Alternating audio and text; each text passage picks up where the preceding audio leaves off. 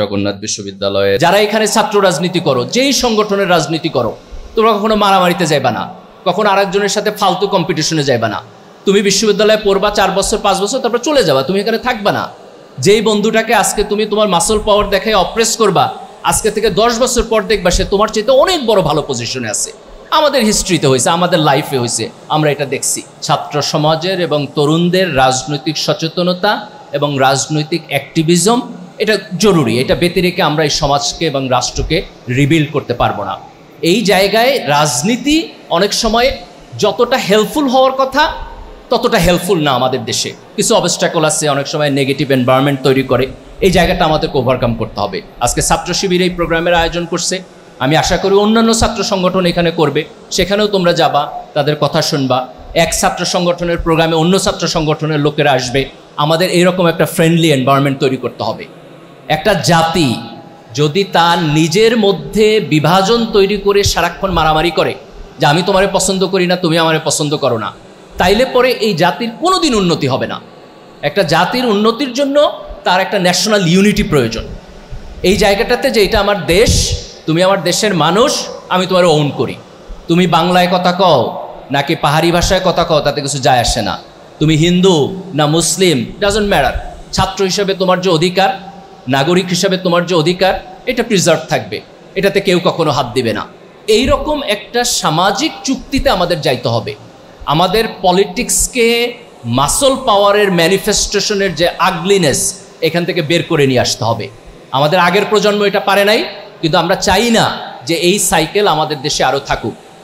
এটা অর্জন হবে কিনা, এটা পূর্ণ হবে কিনা। আজকে 1 বছর পরে আমরা যেখানে দাঁড়িয়ে আছি, এই সিচুয়েশন কিছুটা ফ্রাস্ট্রেটিং কিনা, কিছুটা নেগেটিভ কিনা।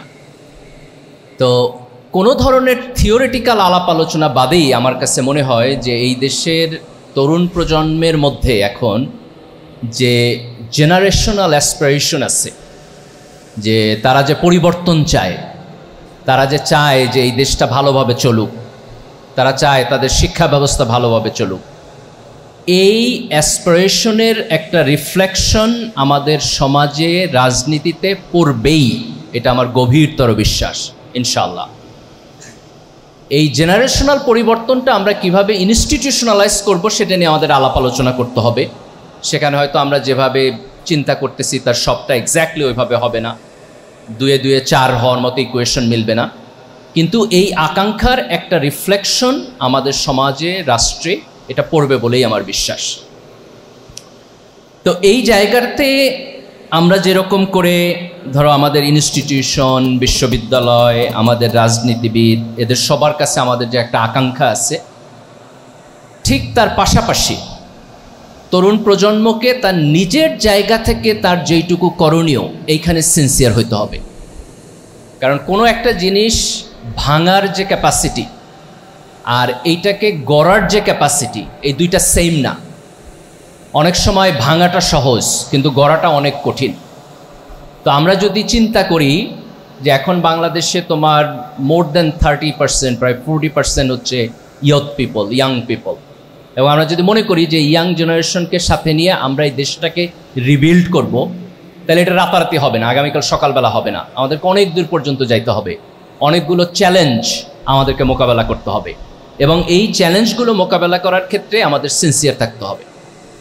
এর প্রথম কাজটা হলো যে এই তরুণ প্রজন্মকে আমাদের স্কিলড ম্যান পাওয়ারে কনভার্ট করতে হবে। এবং আমি যদি স্কিল ম্যান পাওয়ারে এদেরকে কনভার্ট করতে চাই, তাহলে তাদেরকে আমার পড়াশোনায় ফিরায় আনতে হবে। কারণ এখন আমরা একটা পলিটিক্যাল হাইপের মধ্যে আছি, এবং এটা জরুরি। জাতীয় গুরুত্বপূর্ণ বিষয়ে ছাত্র সমাজের এবং তরুণদের রাজনৈতিক সচেতনতা এবং রাজনৈতিক অ্যাক্টিভিজম এটা জরুরি। এটা ব্যতি রেখে আমরা এই সমাজকে এবং রাষ্ট্রকে রিবিল্ড করতে পারবো না। কিন্তু ছাত্রদের অল টাইম কাজ কিন্তু রাজনীতি নিয়ে চিন্তা ভাবনা করা না। তুমি যদি তোমার 24 আওয়ার্স প্রায়োরিটি থাকে যে পলিটিক্যাল রিফর্মেশন কিভাবে হচ্ছে, তাইলে আজকের দুনিয়াতে এই যে সায়েন্স এবং টেকনোলজির যে ডেভেলপমেন্ট হইতেছে, সেখানে কম্পিট করবে কে? আজকের দুনিয়াতে চেঞ্জটা আগের চেয়ে অনেক বেশি ফাস্ট, এবং টেকনোলজিক্যাল ডেভেলপমেন্ট যদি দেখো, হিউম্যান সিভিলাইজেশনে, হিউম্যান হিস্ট্রিতে কখনোই এই লেভেলে আমরা ছিলাম না। আজকে আর্টিফিশিয়াল ইন্টেলিজেন্স যদি দেখো, ChatGPT যেভাবে কাজ করতেছে, this is the very beginning of artificial intelligence. AI আমরা তার প্রিলিমিনারি স্টেজে আছি। জাস্ট মানে sit tight and see 20 years 25 years দেখো দুনিয়া বদলায় গেছে। তো এই যে টেকনোলজিক্যাল পরিবর্তন যেটা হইতেছে, এই পরিবর্তনে তো আমাদের কম্পিটেন্ট হইতে হবে। আমরা যদি কম্পিটেন্ট না হই, তা আমরা অন্যদের সাথে প্রতিযোগিতায় পারবো না। তো এই স্কিল, এই সফট স্কিল, একাডেমিক স্কিল, এটা যদি আমরা তৈরি করতে চাই, তাহলে আমাদের পড়াশোনায় ব্যাক করতে হবে। আমাদের বিশ্ববিদ্যালয়গুলোকে ভালো পড়াশোনার জায়গা তৈরি করতে হবে। আনফরচুনেটলি আমরা এখন পর্যন্ত এমন একটা জায়গায় আছি যে আমরা এখনো ভয় পাই যে আমাদের রাজনৈতিক পরিবেশ ঠিক থাকবে কিনা, ক্যাম্পাসে আবার মারামারি শুরু হবে কিনা, ছাত্র সংগঠনগুলোর পিসফুল কোএক্সিস্টেন্স এটা ভাঙা যাবে কিনা, আমার ক্লাসরুমে আমার যথেষ্ট সাপোর্ট সিস্টেম আছে কিনা। তো এগুলো নিয়ে তো আমাদের এখন চিন্তা করার কথা ছিল না। এটা আমাদের খুব আনফরচুনেট একটা সিচুয়েশন, কিন্তু we need to change that. তো এই চেঞ্জের ক্ষেত্রে তোমাদের জায়গা থেকে যেটা করণীয়, সেটা হচ্ছে যে তোমার লাইফের যে প্রেশাস টাইম, এইটাকে ক্যাপাসিটি এবং কোয়ালিটি, পড়াশোনা, দক্ষতা, যোগ্যতা, এইটা বিল্ড আপের ক্ষেত্রে কাজে লাগাইতে হবে। এই সময়টাকে অন্যান্য কাজে ডিসেন্ট্রালাইজড করে দেওয়া, তোমার বেসিক ডেভেলপমেন্টটাকে যেন তুমি ব্যাহত না করো, এই ফোকাসটা আমাদের জরুরি। যারা এখানে বিশ্ববিদ্যালয়ের শিক্ষক আছেন তাদের জন্য এটা জরুরি, যারা ছাত্র আছে, আমরা যারা অভিভাবক আছি তাদের জন্য এটা জরুরি। একাডেমিক কোয়ালিফিকেশনকে আমি দুইটা ভাগে ভাগ করব, মোরাল জায়গায় আর একটু পরে যাই। প্রথমটা হচ্ছে তুমি যেই সাবজেক্টে পড়ো সেই সাবজেক্টের নলেজ, সেখানে তোমার জিপিএ ভালো হইতে হবে, তোমার সাবজেক্টের টেকনিক্যাল ক্যাপাসিটি তোমার থাকতে হবে, ওই সাবজেক্টের বিষয়ভিত্তিক দক্ষতা তোমাকে অর্জন করতে হবে।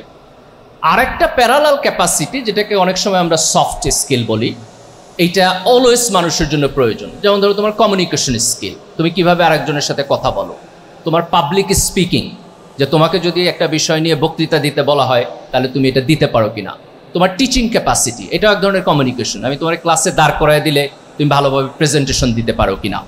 তোমার ল্যাঙ্গুয়েজ ক্যাপাসিটি, তোমার ভাষার উপরে কথা বলাও যেমন ভাষা, তোমার ওয়ার্ডিং। তুমি খেয়াল করে দেখবা ইদানিং এটা তো সোশ্যাল মিডিয়া একটা ট্রেন্ড যে মানুষ গালাগালি বেশি করে। আমার একটা থিওরি আছে, যে ভাষায় যত দুর্বল তারে তুমি দেখবা ব্যাড ওয়ার্ড সে তত বেশি ব্যবহার করে। তার কারণ হলো সে তার স্ট্রং ইমোশন প্রপার ল্যাঙ্গুয়েজে ডেসিমিনেট করতে পারে না। তো ল্যাঙ্গুয়েজ ক্যাপাসিটি এটা ইম্পর্টেন্ট। ম্যাথমেটিক্যাল ক্যাপাসিটি, যেটাকে আমরা অনেক সময় অ্যানালাইটিক্যাল অ্যাবিলিটি বলি, এটা গুরুত্বপূর্ণ। এখনকার সময়ে তোমার প্রোগ্রামিং ল্যাঙ্গুয়েজ, এটা জাস্ট একটা নর্মাল ল্যাঙ্গুয়েজ। তুমি যেই ডিসিপ্লিনের হও, ইট ডাজন্ট ম্যাটার তুমি কি পড়ো, তোমার প্রোগ্রামিংয়ে ভালো হওয়া উচিত, তোমার ইংরেজিতে ভালো হওয়া উচিত, তোমার ম্যাথমেটিক্সে ভালো হওয়া উচিত। এই তিনটাকে আমি ল্যাঙ্গুয়েজ বলবো, ইন্টারন্যাশনাল ল্যাঙ্গুয়েজ। ম্যাথমেটিক্স বা অ্যানালাইটিক্যাল আন্ডারস্ট্যান্ডিং এটা একটা ইন্টারন্যাশনাল ল্যাঙ্গুয়েজ, ইংলিশ একটা ইন্টারন্যাশনাল ল্যাঙ্গুয়েজ, এবং এখনকার তোমার কোডিংয়ের জন্য পাইথন বা এই জাতীয় কোনো ল্যাঙ্গুয়েজ, এটা একটা international language. What ever discipline তুমি, ডাজন্ট ম্যাটার, এই কয়টা বিষয়ে তোমাকে ডেভেলপড হইতে হবে। এই জায়গাটাতে যদি তুমি ডেভেলপড হও, তোমার একাডেমিক স্কিল থাকে, দুনিয়া কোন পর্যন্ত ডেভেলপড হইতেছে সেটা সম্পর্কে যদি তোমার জানা থাকে, তাইলে পরে তুমি ফর্মিডেবল ইয়থ হয়ে উঠবা। যে আমাদের যে হিউজ ম্যান পাওয়ার এখন, এই ম্যান পাওয়ারকে আমরা কাজে লাগাইতে পারবো। আমাদের বিশ্ববিদ্যালয়, অন্যান্য শিক্ষা প্রতিষ্ঠান, এর সব কিছুর দায় দায়িত্ব এটা হওয়া উচিত। এবং এখানে শুধু ধরো তোমরা অনেক সাকসেসফুল ইউনিভার্সিটিতে আসছো, শুধু এই প্রজন্ম না, যারা এতটা সাকসেসফুল হইতে পারে নাই, তাদেরকেও আমরা কিভাবে কাজে লাগাবো সেটাও আমাদের গ্রেটার ইকোনমিক প্ল্যান এবং রাষ্ট্রের প্ল্যানের মধ্যে থাকতে হবে। আরেকটা গুরুত্বপূর্ণ জিনিস বিশ্ববিদ্যালয় লাইফে, এটা হলো যে নেটওয়ার্কিং বা ফ্রেন্ডশিপ, এটা তৈরি করার জন্য এটা হচ্ছে সবচাইতে তোমার সুন্দর সময়।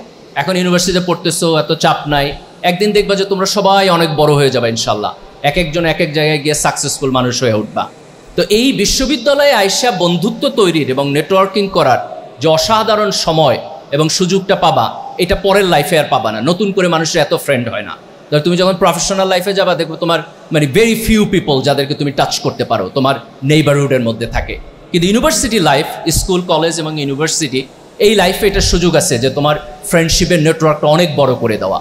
সো সবাই যদি সবার সাথে এই ফ্রেন্ডশিপের নেটওয়ার্কটা বড় করে ফেলতে পারো, তাহলে বিশ্ববিদ্যালয় একটা আনন্দের জায়গা হবে। আমরা চাই যে বিশ্ববিদ্যালয় একটা জ্ঞানের জায়গা হবে, বিশ্ববিদ্যালয় একটা আনন্দের জায়গা হবে। ইনফ্রাস্ট্রাকচার ইম্পর্টেন্ট, কিন্তু ইনফ্রাস্ট্রাকচারের চাইতেও অনেক বেশি ইম্পর্টেন্ট হলো ব্রিলিয়ান্ট টিচার, যারা অনেস্টলি ব্রিলিয়ান্ট এবং ছাত্রদের প্রতি তোমার কেয়ারফুল, ব্রিলিয়ান্ট স্টুডেন্ট এবং তাদের সময়কে ডেডিকেট করা, এবং আশপাশের পরিবেশটা ভয়মুক্ত হবে, আনন্দের হবে, যাতে করে তুমি পড়াশোনার মধ্যে তোমাকে এঙ্গেজ করতে পারো। আমাদের এই বিশাল ইয়াং জেনারেশনকে যদি আমরা একটা ভালো বিশ্ববিদ্যালয় শিক্ষা ব্যবস্থার মধ্য দিয়ে নিতে পারি, তাহলে মূলত এই দেশে একটা বড় ধরনের পরিবর্তন এখন করা সম্ভব। এই জায়গায় রাজনীতি অনেক সময় যতটা হেল্পফুল হওয়ার কথা ততটা হেল্পফুল না। আমাদের দেশে কিছু অবস্ট্যাকল আছে, অনেক সময় নেগেটিভ এনভায়রনমেন্ট তৈরি করে। এই জায়গাটা আমাদেরকে ওভারকাম করতে হবে। আজকে ছাত্র শিবির এই প্রোগ্রামের আয়োজন করছে, আমি আশা করি অন্যান্য ছাত্র সংগঠন এখানে করবে, সেখানেও তোমরা যাবা, তাদের কথা শুনবা। এক ছাত্র সংগঠনের প্রোগ্রামে অন্য ছাত্র সংগঠনের লোকেরা আসবে। আমাদের এরকম একটা ফ্রেন্ডলি এনভায়রনমেন্ট তৈরি করতে হবে। একটা জাতি যদি তার নিজের মধ্যে বিভাজন তৈরি করে সারাক্ষণ মারামারি করে যে আমি তোমারে পছন্দ করি না, তুমি আমারে পছন্দ করো না, তাইলে পরে এই জাতির কোনো দিন উন্নতি হবে না। একটা জাতির উন্নতির জন্য তার একটা ন্যাশনাল ইউনিটি প্রয়োজন। এই জায়গাটাতে যে এটা আমার দেশ, তুমি আমার দেশের মানুষ, আমি তোমার ওন করি।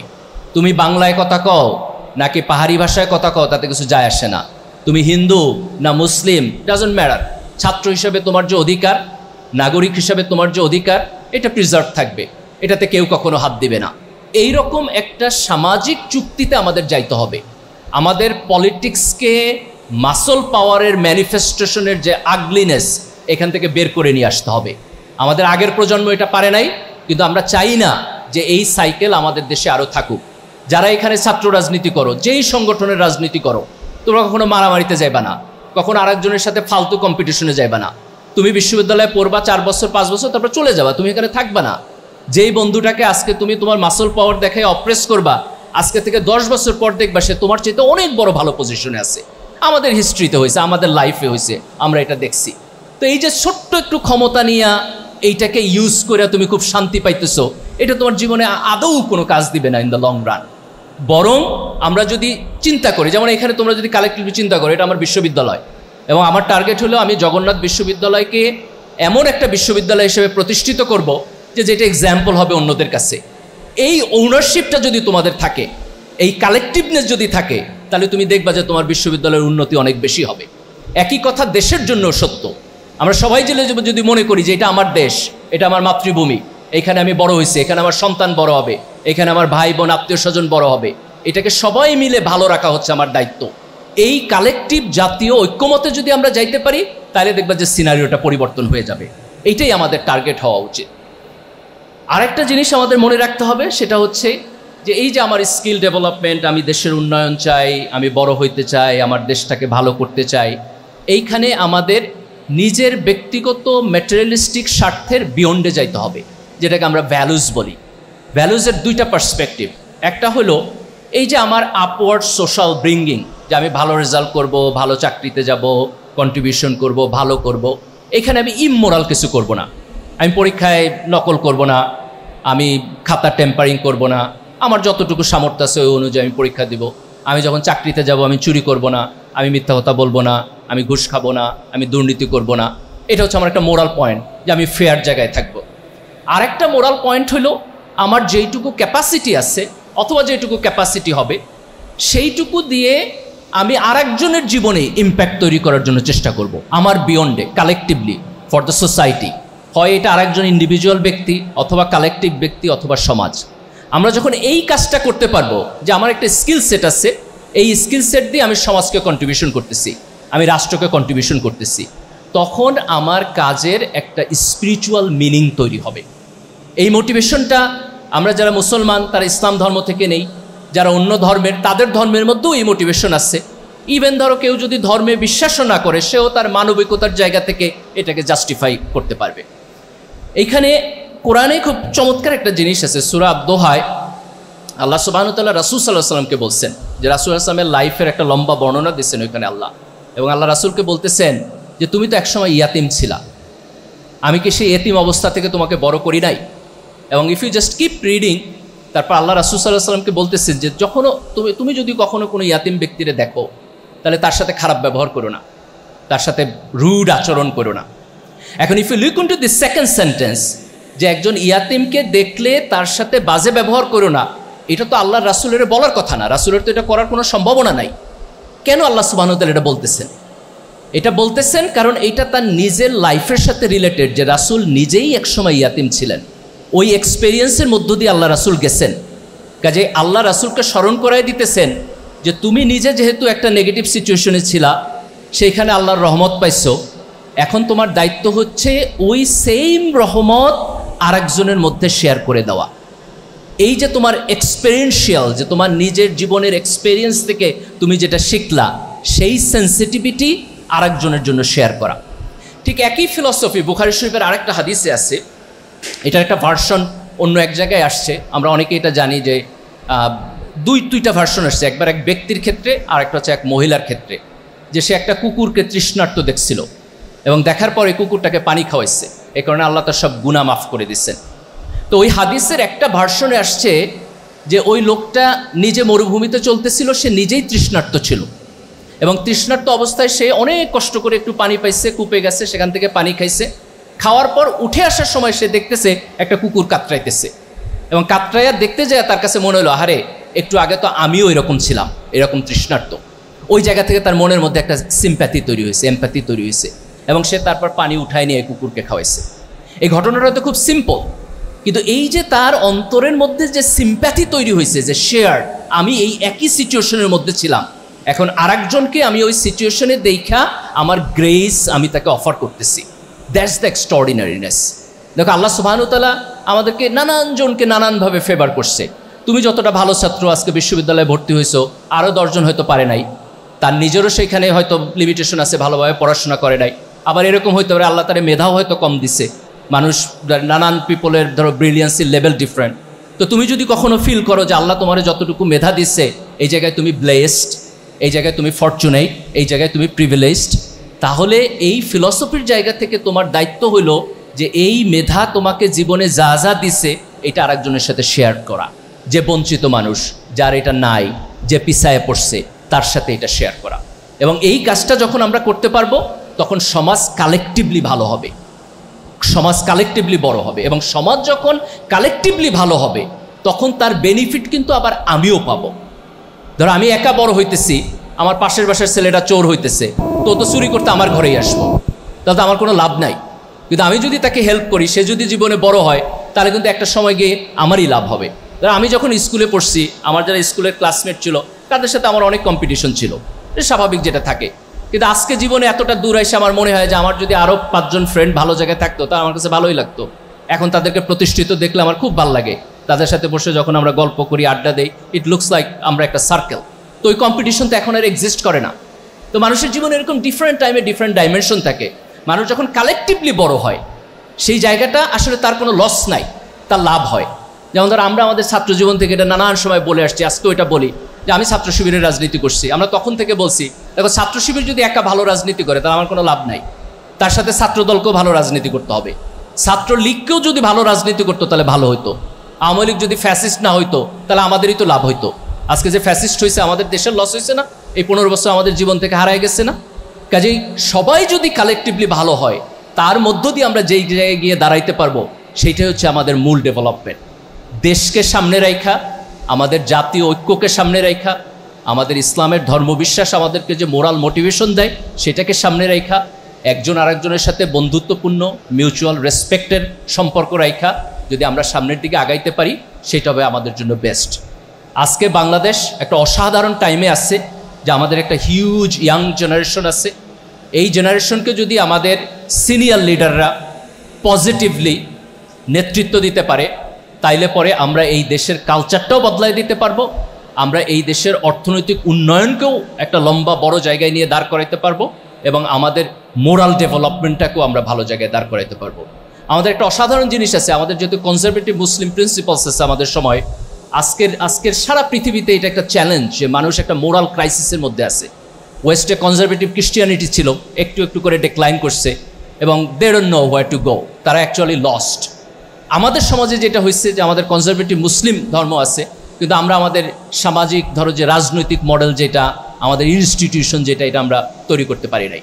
যদি আমাদের এই কনজারভেটিভ ইসলামিক মোরাল প্রিন্সিপালের সাথে আমাদের ইনস্টিটিউশনাল ডেভেলপমেন্টটাকে আমরা একসাথে বিল্ড করতে পারি, that will be the wonderful thing, যেটা আমরা সারা বিশ্বকে দেখাইতে পারবো যে এই মডেল আমাদের এখানে আছে। আমি দৃঢ় বিশ্বাস করি যে ইনশাআল্লাহ তোমাদের মাধ্যমে তোমরা যখন বড় হবা, স্কিলড হবা, জাতিকে দেশকে নেতৃত্ব দিবা, তোমাদের হাত দিয়ে এই দেশের পরিবর্তন হবে ইনশাআল্লাহ। আমরা সবাই মিলে এই দেশকে পরিবর্তন করার কাজ যেন সঠিকভাবে করতে পারি। আল্লাহ সুবহানাহু ওয়া তাআলার কাছে এই দোয়া করে আমার বক্তব্য শেষ করছি। আল্লাহ হাফেজ। বাংলাদেশ জিন্দাবাদ।